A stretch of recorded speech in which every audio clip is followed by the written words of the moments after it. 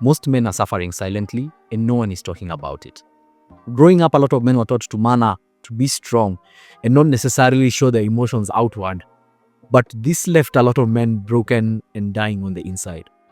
June is Men's Mental Health Awareness Month. And I figure that it's so important that we have this kind of conversations, particularly in this month, because it's not that men are just dealing with stresses and pressures of life, but they are dealing also with silence. And this silence is what is actually leading a lot of them to end their lives. Back in 2020, it was an interesting time for me personally. I remember having a photography and videography business.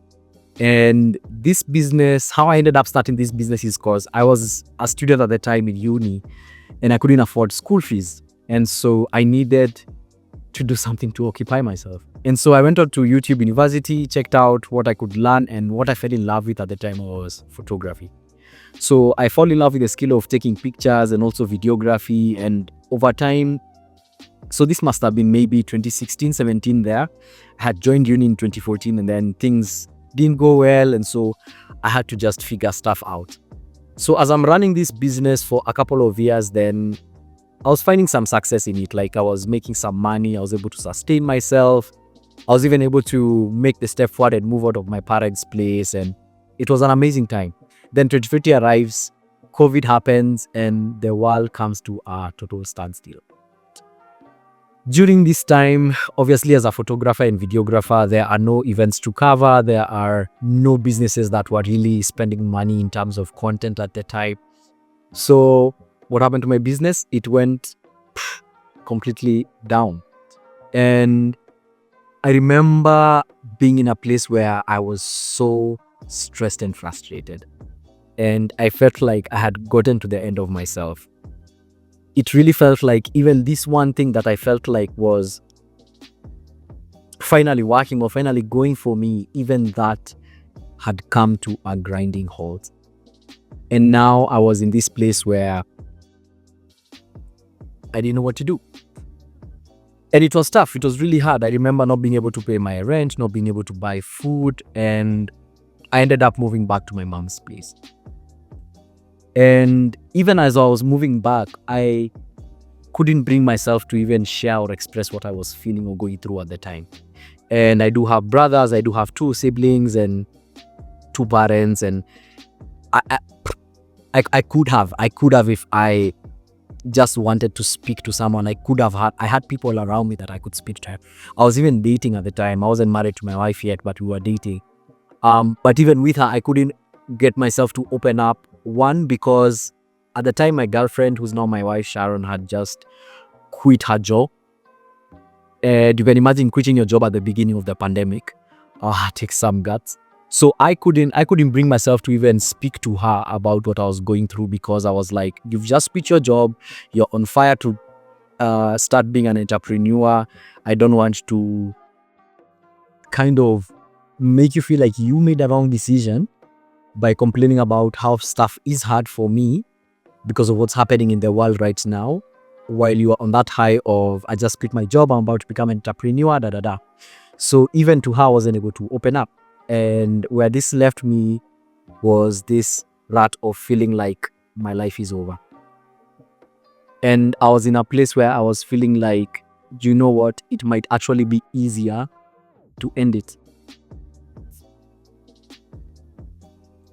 I can't even believe that I had gotten myself to that point. And something as small as sharing what I was going through, my frustrations, could have gone a long way in helping me deal with what I was dealing with. Myself, I grew up knowing that men crying wasn't necessarily a thing. I remember even the first time I think I saw my own father crying was probably at my grandma's funeral, his mom's funeral.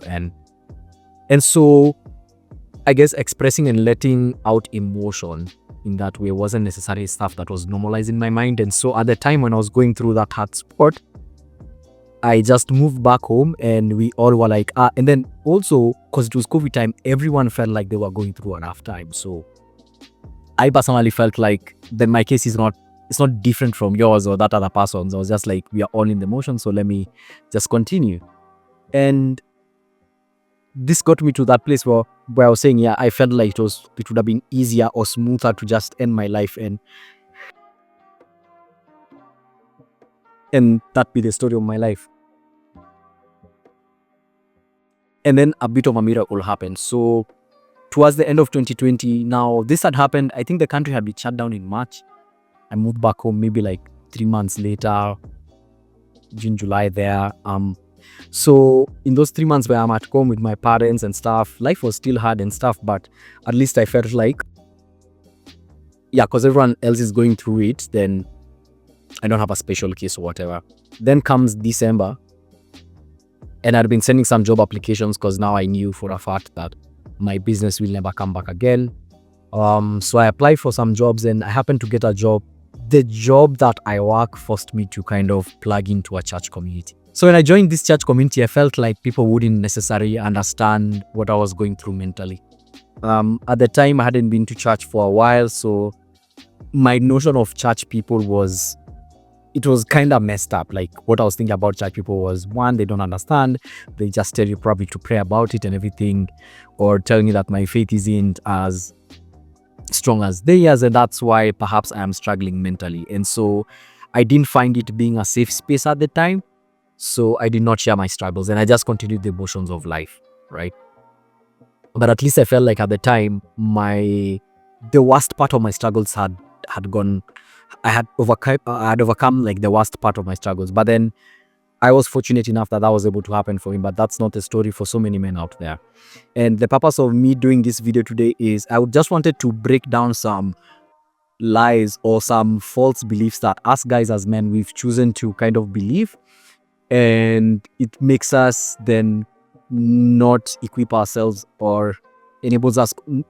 These lies force us not to be vulnerable with one another, and as a result, we are stuck in our silence rut.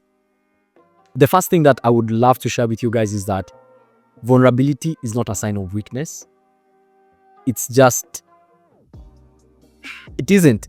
And I think this is a lie that a lot of men have come to believe, particularly in the African context, where we find that vulnerability is something, or where we've told ourselves or we conditioned ourselves that vulnerability is something that perhaps women do and not men.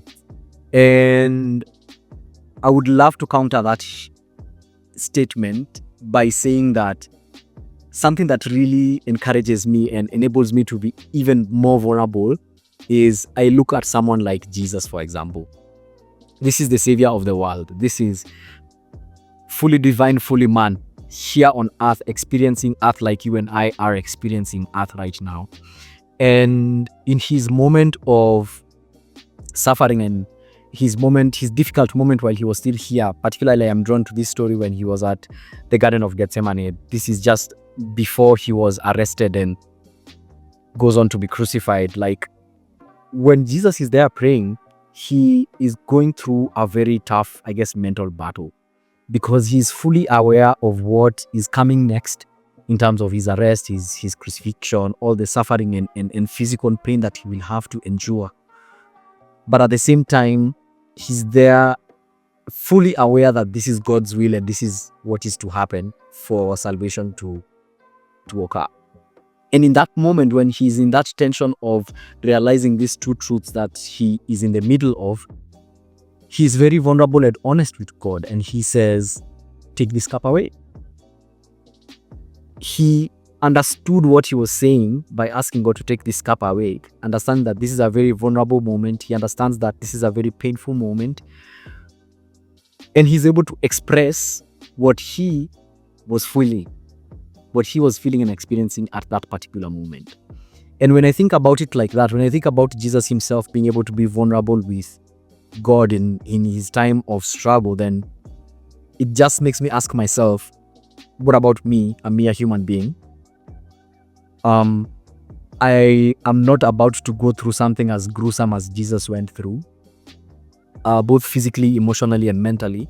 So whatever it is that I am going through, then I can be vulnerable either to God or to someone and make steps, right? Make steps in tackling the whatever thing it is. But at least I'm able to, one, be real with myself and be real with God and maybe people around me that I trust that this is it and this is hard and it's what I'm going through in the minute. and yeah, just laying myself bare like that. And I find that if Jesus himself could do that, then I can. I'm also reminded of like David's story. David is called the man after God's own heart.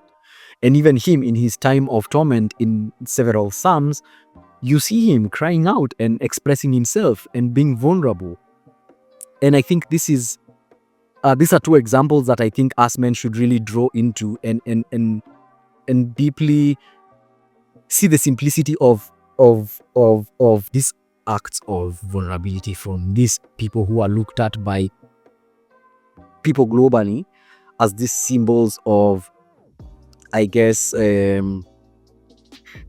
these beautiful symbols of a relationship with God. Then we can be able to see that if these guys were able to be this vulnerable, then even for me and you, then it's something that we can be willing to try out.